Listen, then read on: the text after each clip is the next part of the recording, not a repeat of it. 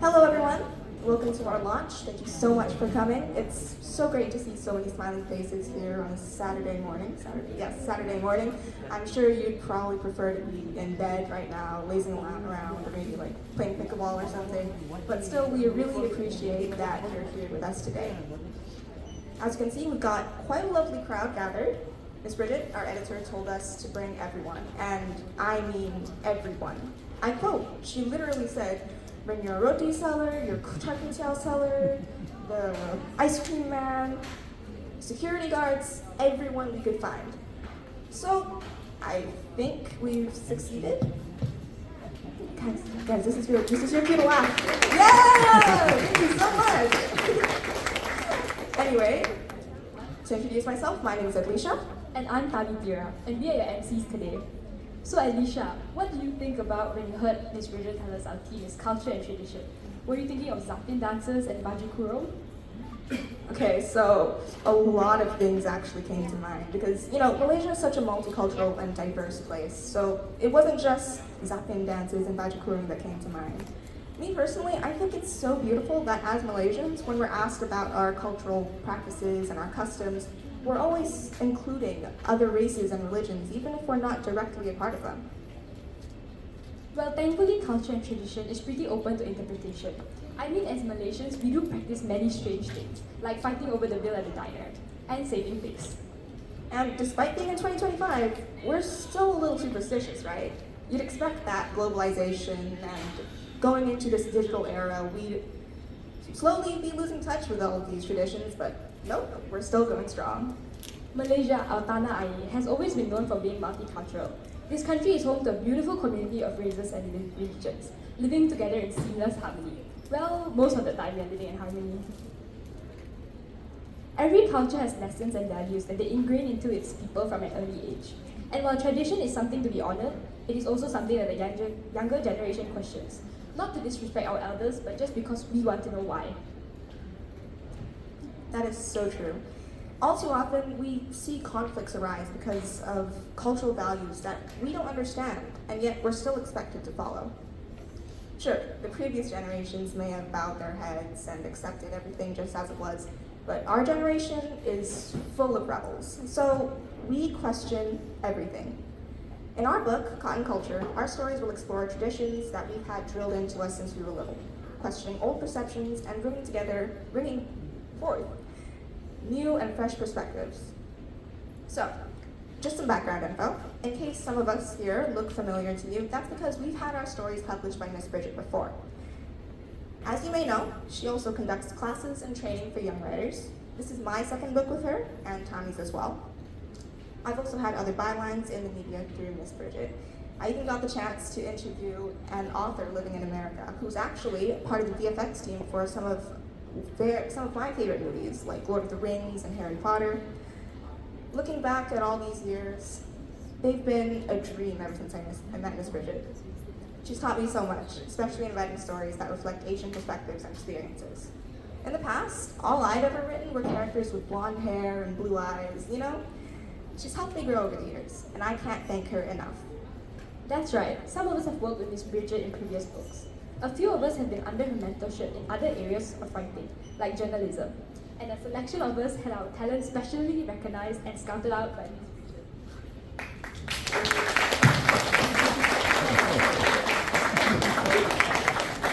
Okay, before she beats us up for putting her in the spotlight, let's get on with our launch. Now, we'll be passing the mic to Kirtana, who will ask our fellow writers some questions.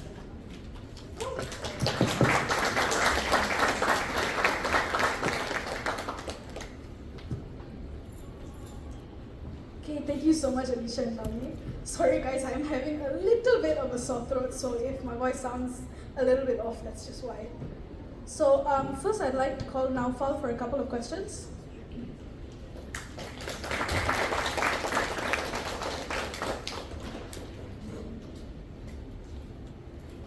Okay, hi. So thanks for answering the questions. Okay. So, from what I've been told, you are one of our new writers, right? So, I just wanted to ask, since some of your fellow writers already have a little bit of experience under your belts, how is it for you how do you feel to be writing for the first time publicly? Yeah, my mom, she has plenty of experience in writing under her belt. She wrote her first book in 2023 titled Mudah Masafir and translated up to 7 English novels into Bahasa Melayu. So yeah, it definitely felt comforting to have her by my side. But to be perfectly honest, in terms of how she shaped my story itself, it wasn't by much. I wanted it to solely be my own efforts aside from small things such as grammar and proofreading and stuff like that. So, when it comes to, okay, I understand that since quite a few of us have already published our books to this before, did you feel any nervousness when it came to knowing that you were going to write it first and you were going to publish it by yourself? Yeah, I definitely felt a lot of nervousness because it was my first time being open to criticism and making my work vulnerable to criticism and sharing my work to the public. Yeah, but also at the same time, it felt very liberating. I got the chance to share my work and yeah, it felt liberating. So, can you maybe tell us a little bit of what your story is about? Sure, my work is titled Makan, which is Bahasa Melayu for eat. And the story talks about loneliness through the lens of Malaysian eating culture. And it's inspired by my observations of the people around me, and less so about myself. And it's essentially an exercise of me putting myself in another person's shoes and writing their experiences through first-person perspective. Okay, thank you so much, Naufal.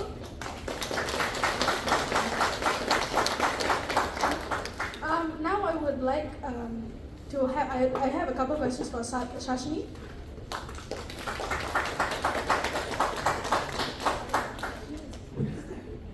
Okay, hi Shashini. I just have a few questions. First of all, you and I published our book together under this project at the same time in 2022. So I just want to ask, how have you been continuing and shaping your writing up until the time of this launch? Well, if I'm being entirely honest, I haven't actually written any proper stories since then. So most of my writing has come in the form of me just getting random strokes of inspiration and jotting down like really unorganized snippets of larger stories, most of which stayed in my head. But even writing every once in a while like that, I still kept my imagination alive enough for writing this story. So it wasn't as difficult as it would have been otherwise, I think. Okay, that one I can totally relate to. Okay, so I want to ask, how did your family and friends react to the knowledge that you were doing another book, and like maybe how did your peers in school react to it? Is there any? Well, my family was very excited and supportive to say the least. They all read my story from 2022, so a lot of them were asking if I was gonna have the chance to do this again. And at the time I told them no because I of course didn't expect this. So they were pleasantly surprised when they found out. And as for my friends, I only told them a couple of days ago and I think they just thought it was cool. I hope so at least. That's very true. So maybe you could give us a little bit of insight to what your book is about? First, so my story is called In the Stars and it follows a high school student named Devika. And she goes from being a really kind-hearted person and brilliant student to being kind of emotionally drained and ill-tempered because of some changes within her family.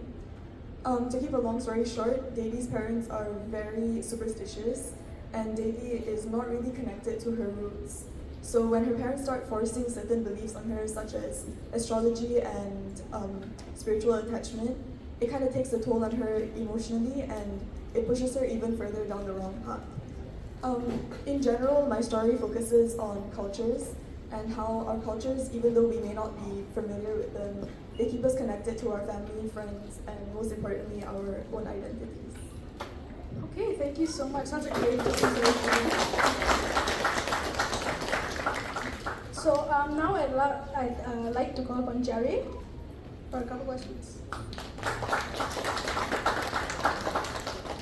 Okay, hi. So you are one of us senior writers. Like you were one of the first to publish a story under this project, yeah?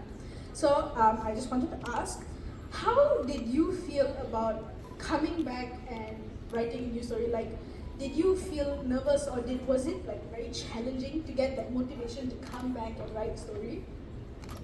Okay, honestly, I've been really excited for this, and I'm really grateful to have this opportunity to publish a book under Miss Bridget again. And it wasn't hard for me to come up with motivation or anything, because writing is something that just comes to me naturally after, I get my storyline. But the hard part is just coming up with that storyline lah, because sometimes I feel this pressure to write something that's different or write something that has never been written before, and that's really hard considering the amount of stories that have already been written. Don't worry, I get it. I almost wrote a horror story because I couldn't think of anything else. Okay, so how do you think in all these years that how do you think writing has shaped your life and made it into your routine and how it is today? To be honest, I don't write as much as I think I should, but sometimes when I get overwhelmed, then I just try to, write down my emotions and how I'm feeling, and I think that really helps me cope with them. And ever since then, I tried to make journaling a part of my daily routine, and I can say that it's definitely made me feel calmer and less stressed. Maybe you can give us a little snippet about your story? I don't want to reveal too much because I'm really proud of my plot twist, but I'll say that it's about a Chinese cultural tradition, and it follows the story of two twin sisters. And another hint is that you guys might want to read the whole story from the start once you guys are done with it. Hey, thank you so much.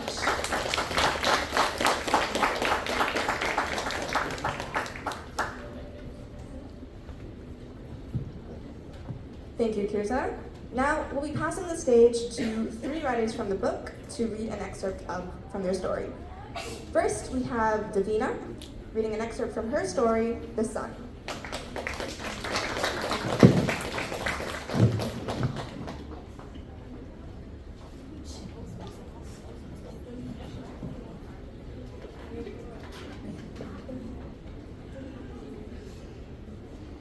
Okay, so I'll start my excerpt.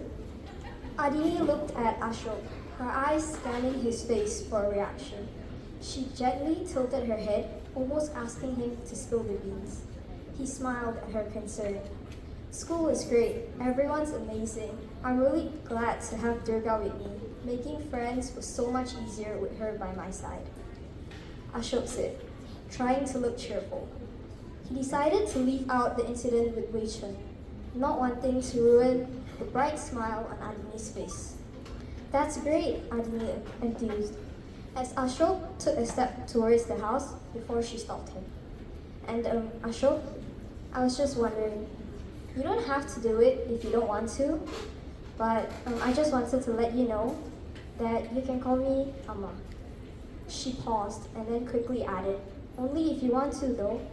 I'm not trying to force you or anything. It's up to you. I just want to let you know. Adini shut the door and tried to look hazy. Ashok was taken aback. He hadn't expected this. I would really like that, Amma, he whispered. Adini's face lit up so brightly, catching Ashok by surprise that he unwittingly beamed too. That weekend, Adini threw a dinner party for her relatives. By evening, aunties and uncles arrived with children in tow. The uncles sat outside on the porch, their hands filled with either a glass of whiskey or a can of beer, while the aunties scattered around the house, catching up on the latest Tamil dramas, while the cousins rushed to the backyard to have a game of tag before dinner rolled. While Adini prepared the dinner table alongside the help, she noticed some of the aunties leaning towards each other and whispering. Her curiosity got the better of her and she tried to eavesdrop. My God, that boy is awfully dark, isn't he? Cautioned Auntie Anya, Vikram's eldest sister, sweeping her long flowy shawl to the side. I know, could they not have gotten a child with fairer skin? Just look at Durga, she looks beautiful with her fair skin. Ashok beside her looks very... Auntie Sandy trailed off as all the other aunties frowned upon Ashok too. Utterly horrified, Adini kept the incident to herself, not wanting to cause a scene. Shortly after that, she called everyone for dinner. Ashok sat at the edge of the table as Shan, Auntie Anya's eldest son, pulled out of the chair next to him. only for her to grab his hand and pull him away to another seat. The children were all jumping over each other to have a turn to talk, not noticing the incident or the only empty seat next to Ashok. Only Adini noticed what had transpired. As she turned her head back to the table, she caught Vikram glancing at her with a disapproving shake of his head. The next few weeks of school passed by without an incident. However, one day, Ashok was in the corridor with his friends. Wei Chen and another boy appeared. So, Ashok, is it? I heard that you're Durga's brother. So how come you guys have different surnames? And how come you're so much darker than her? Asked Wei Chen, advancing towards Ashok, paying no attention to any of the others. Hey, leave him alone, Wei Chen, and shut up. That has nothing to do with you. It's none of your business, Dio said, jumping in between the two boys. His surname's that of the lowest caste in India. It's for the untouchables. They're the people who clean the toilets and sewers and collect garbage, scoffed the boy next to Wei Chen. Come on, Arjun, stop this, said Wei Chen. That's enough. Ashok's my brother, and he will always be. Now, for the last time, leave him alone, said Durga, stepping in. Ashok had never seen her this furious. She was always this polite girl who was smiling and politely talking to everyone. Your parents probably took him in to clean your toilets too. What other use could they have for him? Wei Chen spat out. Then he moved away from Ashok, adding, Ew, better not touch him, Arjun, untouchable. Who knows what diseases we'll get. There were sniggers and even a snort from the two boys. That's enough. You both better get out of our way before I call Miss Tay. You're so gonna be dead. Ava asserted, stopping the whole situation from getting any further. With that, Wei Chen and Arjun left with smirks on their faces. Hey, you good? If you want, we can still bring this issue up to Miss Tay, and we can get you to make a proper report. We were all here, we can all help you, Li Ming said, letting Ashok know his friends had his back. Yeah, it's all up to you, Hazrul added, as the rest nodded. Nah, I'm fine, guys. They're just bullies, like they usually are. Nothing I can do or say is gonna change them. Let's get to class, Ashok assured them as Durga placed an arm on his shoulder, and they walked to class. That day, for the first time since Ashok had attended this school, he and his friends left school with heavy hearts. The incident had left an impression on them all. As their car neared home, Ashok leaned in close to Durga and whispered, Hey, please don't tell Amal about what just happened. What? Why wouldn't I? What they did was extremely wrong and Amma should know, Durga snapped. I just don't want her to worry about something small like that. She's gonna get worried or something. She's been treating me with such care that I just don't want to hurt her, Ashok admitted. Okay, I won't. But just so you know, telling her this isn't going to hurt her. And she's gonna find out at some point.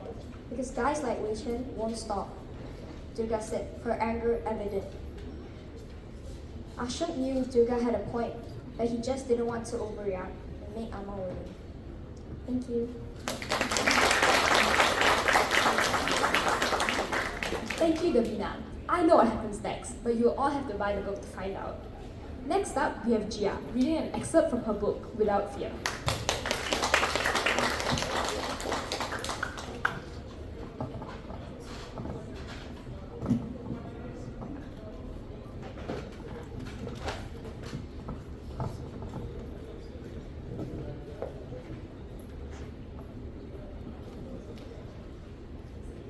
You're saying, why must pakai their helmet? The same words every day, leaving the same person's lips. And so the same response came from mine. Like I said before, Hakim, it's not a helmet, it's a turban. And I wear it because I have to, for religion and stuff. Cannot take off, just one time. We all friends, right? Hakim looked around at his cronies, smiling unkindly. They surrounded me in a circle, closing in. I muttered no, a feeling of helplessness washing over me, as it always did when I was with them. Adam sniggered before elbowing his leader. Hey, Hakim, I think his barber screwed him over last, so he had to go bald. The horrid, familiar laughter erupted from all the boys' throats, unanimous but piercing, like a symphony of screeching coyotes. Everyone else in the cafeteria peered at the commotion, familiar with Hakim and his favorite victim. Hey guys, come on, don't bully him. He looks so depressed now. A shrill voice pierced through the uncontrollable snorts and cackling. The laughter ceased for a while as the boys listened to what the person had to say. I turned around hastily and saw my only friend, Ting Shuai, walking towards us with a subtle smile. Although even if he removed his turban, he would still be ugly, howling from my oppressors as well as Ting Shuai. He slumped his arm around me, smacking my shoulder. It's funny, right? Laugh. I deadpanned a ha ha ha and shrugged the boy's limb off of me. Before another onslaught of jeers, a teacher walked over. What is all this noise here? She noticed me in the center of the circle that the others made. Hardeep, are they causing you trouble? I didn't get the chance to answer as, to my surprise, Hakim thumped me on the back in a friendly manner, threw his arm around me, and smiled at the teacher. No, Chegu, we're all just laughing together. All of us here are best buddies. Right, Hardeep? When I didn't answer, his grip tightened and his words came out a little strained. Right, Hardeep? I had no choice but to force a small smile and nod. At that, the teacher seemed satisfied enough and left us alone. Immediately, Hakim let go of me and shook his arm as if I were the unknown substance that you feel at the bottom of the sink while doing the dishes. I will get you to remove that. Hakim thrust a finger at my turban. I don't care about your objections. Hakim, you have class, right? Recess is over already. Better hurry up and go, Ting Shuai remarked. As they passed by me, Adam gave me a shove and chuckled when he saw I was clearly offended. When they were out of earshot, I glared at Ting Shuai. Why didn't you defend me? Even worse, you had to join in? OMG, Hardeep, learn to take a joke, dude. Come on, let's go to class. So I walked to class as I did every time Hakim had finished with me, the same thoughts spiraling through my mind. Why did I let this happen all the time? Ting Shuai wasn't a good friend, but he was the only person I had in school. I unfortunately had to endure the sense of betrayal every time he joined in to make fun of me. The bullying wasn't so bad in Form 3. It was only taunts and jokes about how I looked and about my turban. Mostly I could handle it, but things got way worse the next year. It wasn't just asking for money. They would force me to do their homework or complete their punishments. Never once had they tried to remove my turban, but Hakim seemed set on doing so. Over the next few days, I got cornered in as many places as possible. Wherever no teacher was present, they would take their chance to attack. Ting Shuai, of course, was never around, and even if he happened to witness it, he would do nothing. They would find me in the bathroom, where they held my head over the toilet bowl and threatened to push it in. Take off that stinky hat or your face will be full of piss water. They tried to take it off themselves, but couldn't find out where to unwrap it from. As a result, I went home with my face smelling like the inside of a toilet. Thank you.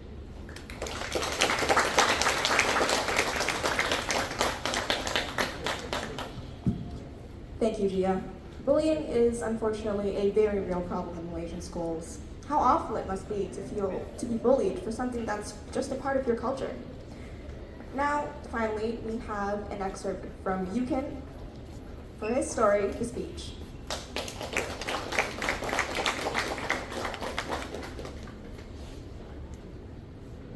Hello. So before I start this, I'd like to talk a bit about my story. I am Yukin, and I guess I could say that this story is kind of about grappling with your complicated feelings for a family member that you don't really know much about. And I actually remember, like, on the way here, the car ride here, I was talking with my mom, and she was like, you should clarify that this story is fictional, because your pawpaw is your yi is here. So yeah, but I like to say truthfully that I guess we could all relate to this feeling about like not really knowing much about your family member, whoever that is. And for me, I would say it's my koku because I have a pretty good relationship with them. But the protagonist in this story is, well, the person that he doesn't really know much about is his koku.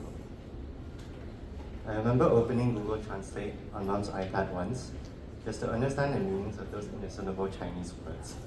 A few lines that popped up were respect elders and serve the dead like serving the living. I sure wasn't following those principles because the night Gong passed away, I was actively FaceTiming my friends and bickering about the whole situation instead of grieving. My parents had quickly driven off to Gong and Papa's house when they received the news and they instructed me to stay home. So I did, by FaceTiming my friends and telling them everything that happened.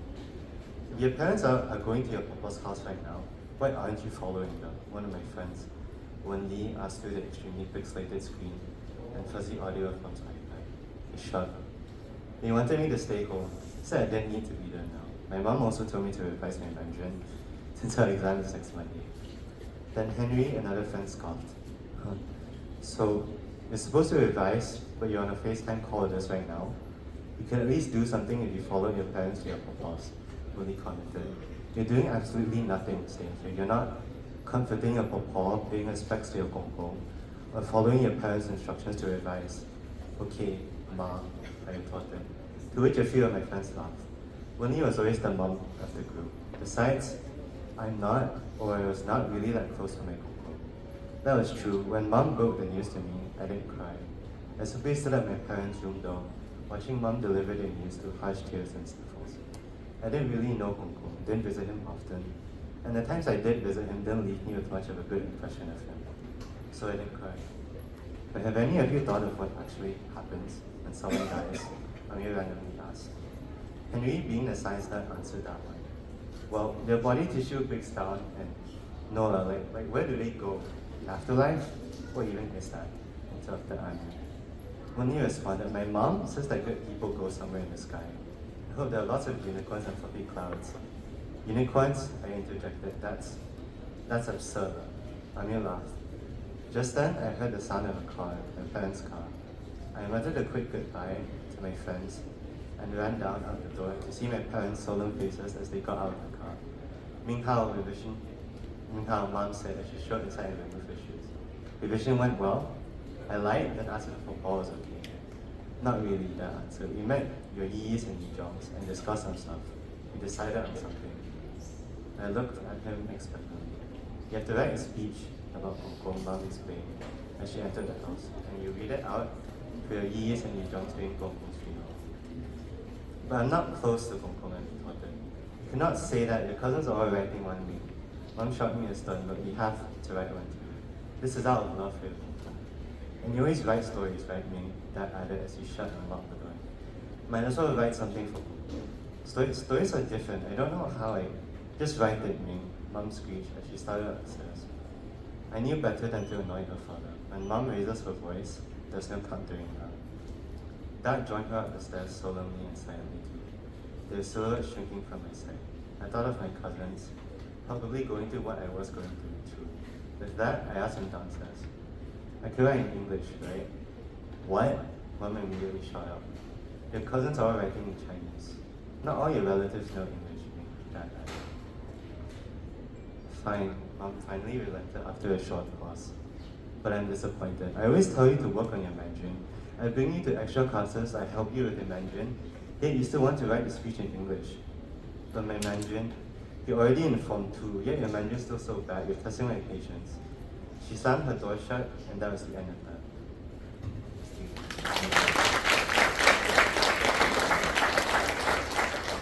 Thank you, Yuken.